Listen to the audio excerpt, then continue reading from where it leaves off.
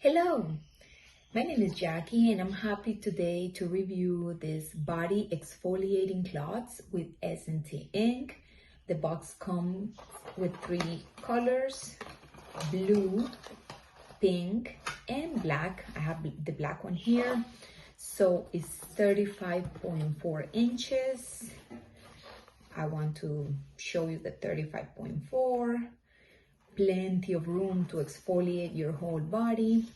And all you have to do is on wet skin, put a cleansing product. It can be soap or any cream that you decide to use. Scrub all over your body and rinse it for a smooth and silky skin. Don't use on irritated, damaged, or any skin condition. Avoid it. If it creates any rash or something like that, avoid the use.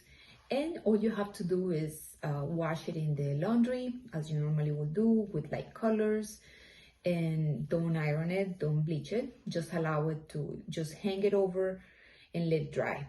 This is a very useful product to have a smooth and silky skin. Thank you for watching my video.